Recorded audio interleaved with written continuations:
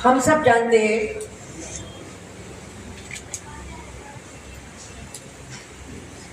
कि विगत 5 सालों में 2018 के बाद उद्यानिकी फसलों का बीमा नहीं हो सका और उस समय कुछ नॉर्म्स भारत सरकार के बदले थे 2000 और उस नॉर्म्स के बदलने के कारण पहले तो बीच में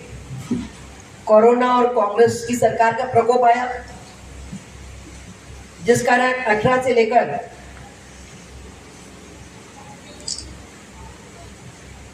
मध्य प्रदेश के उद्यानिकी फसलें लेने वाले किसान उद्यानिकी फसलों के बीमा की सुविधा से वंचित हुए और सारे प्रदेश में 25 लाख हेक्टेयर जमीन में उद्यानिकी फसलें ली जाती हैं। भारतीय जनता पार्टी की सरकार के बनने के बाद, सरकारों के लगातार बनने के साथ ही सिंचाई की सुविधा बढ़ी, उसके साथ साथ उद्यानिकी फसलों का रकबा भी बढ़ता है। और मुझे स्मरण है कि 2015-16 में फोफनार और उसके आसपास के 8 गांव के किसानों को अपने हाथों से 34 करोड़ का इंश्योरेंस हमने उस समय दिया था। 2023 में भारत सरकार ने जो नॉर्म्स बदले उसके तहत, उन नॉर्म्स के तहत weather information network and data system प्रदेश की सरकार लगाए, इसको अनिवार्य किया। विंड्स, इसको शॉर्ट फॉर्म में कहते हैं, weather information network and data system. और विंड्स की स्थापना के लिए हम कह सकते हैं कि जो वेदर स्टेशन हमारे लगना थे, वो वेदर स्टेशन को लगने की कैबिनेट के द्वारा स्वीकृति कल कृषि विभाग ने डॉक्टर मोहन यादव जी की कैबिनेट से प्राप्त करी और ऑटोमेटिक वेदर स्टेशन की स्थापना का टेंडर को अप्रूवल मध्य प्रदेश की सरकार ने, कैबिनेट ने दिया है। और विंड्स की स्थापना जब तक हमारे ये weather station, automatic weather station नहीं लगते, तब तक के भारत सरकार के इंस्ट्रक्शंस और के मापदंडों के अनुसार सरकार उद्यानिकी फसलों का बीमा नहीं कर सकती थी। और विगत दिनों आपको ये जानकर अच्छा लगेगा कि हमारे मुख्यमंत्री डॉक्टर मोहन यादव जी ने लगभग अपने दफ्तर को टीएल की तरह हर हफ्ते इसका फॉलोअप कराकर तेज गति से उस काम को आगे बढ़ाने का प्रयास किया और कल कैबिनेट ने विंड्स का अप्रूवल दे दिया है, ऑटोमेटिक वेदर स्टेशंस का। जब ये सारी प्रक्रिया चल रही थी, उसी दरमियान मैंने माननीय मुख्यमंत्री जी से बात करी और हमारे जो एपीसी हैं अशोक अग्रवाल जी, जिनके पास एग्रीकल्चर प्रोडक्शन कमिश्नर के नाते से एग्रीकल्चर, हॉर्टिकल्चर, पशुपालन सारे विभाग उनके पास आते हैं। सारे एग्रीकल्चर एंड एलाइड सब्जेक्ट्स को हेड बतौर एपीसी अधिकारी करते हैं। पूर्व में मेरे कमिश्नर भी रहे जब मैं मंत्री थी। मैंने उनसे बात करी, उनको कहा कि अब आप टेंडर करेंगे विंड्स का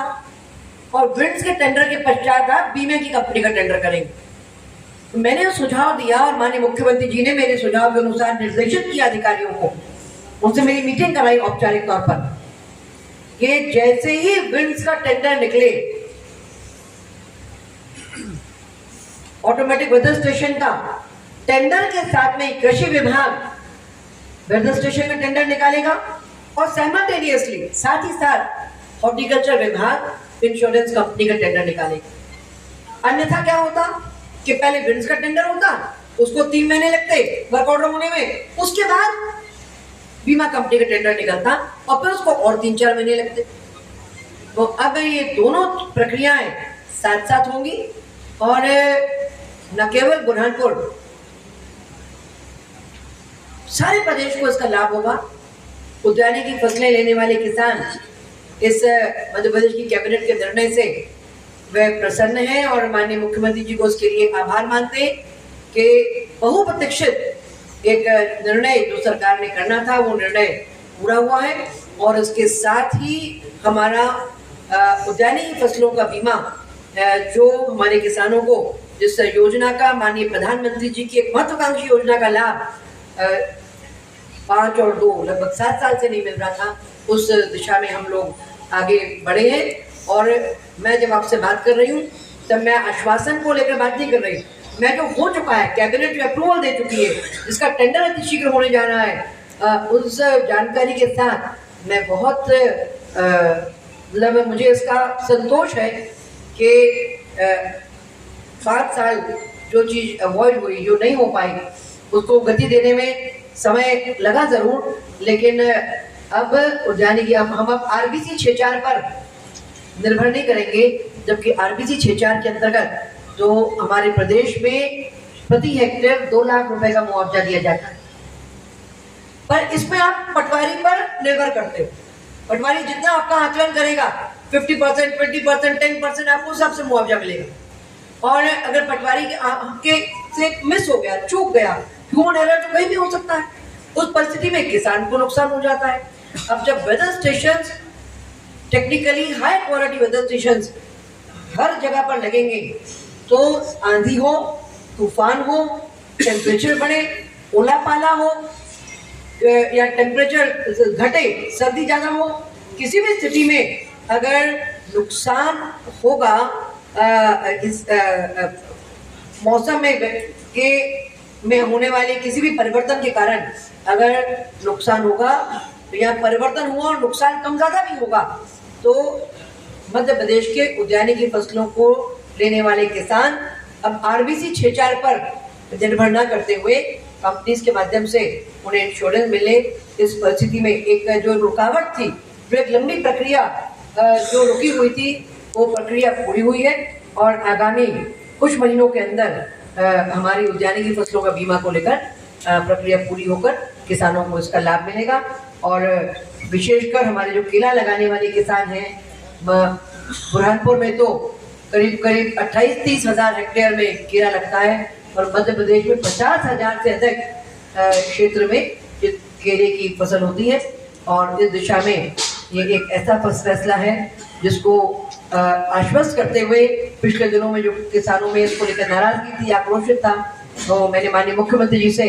अपने किसान भाइयों की बात भी कराई थी और तभी उन्होंने कहा था कि हम इसको पकड़ के प्रायोरिटी में लेकर इस काम को पूरा करेंगे। मुख्यमंत्री जी ने जैसा कहा वैसा किया, अपने आश्वासन को उन्होंने पूरा किया। अब आगे की प्रक्रिया, क्योंकि बिना प्रक्रिया के कोई ये तो एक प्रशासन का जो सिस्टम है, जो प्रक्रिया है, जो नियम है, उनको पूर्ण करे बिना ये काम आगे बढ़ाया नहीं जा सकता। अब सारी कैबिनेट के स्तर से विषय पूरा हुआ है, जल्दी ही दोनों टेंडर्स साथ साथ करके साइमल्टेनियसली कर किसानों को आने वाले कुछ ही महीनों में इसका लाभ मिले, जिसको सुनिश्चित करने के लिए मैं भी अभी भी लगातार फॉलो अप करूंगी। इस खबर को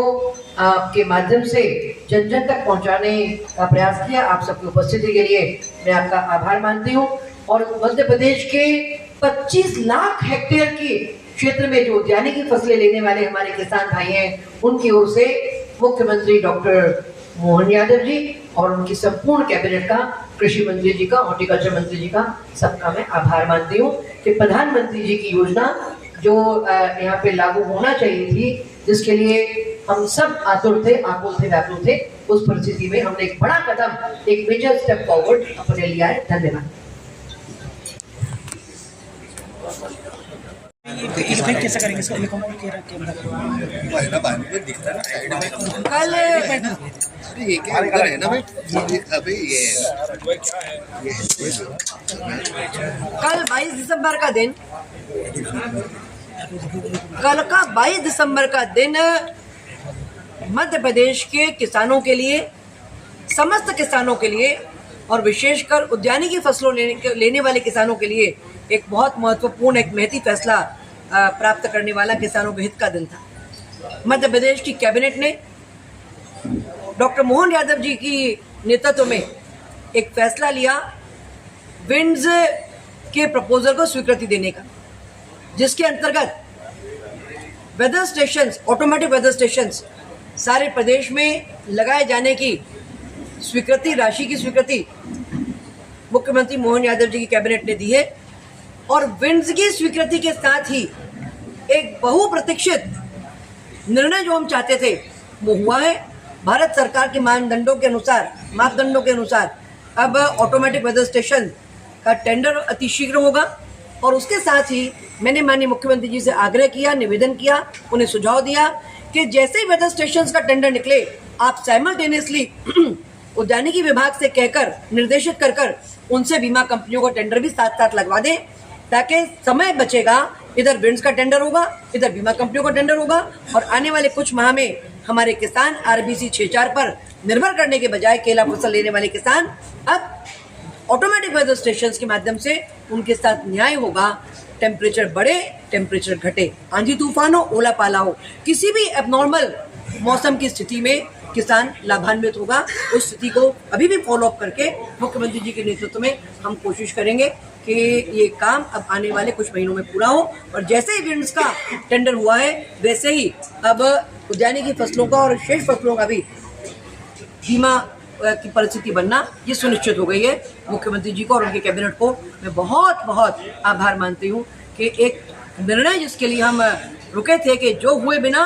बीमा नहीं हो सकता था, वो निर्णय हमारी मध्य प्रदेश की कैबिनेट ने कर लिया।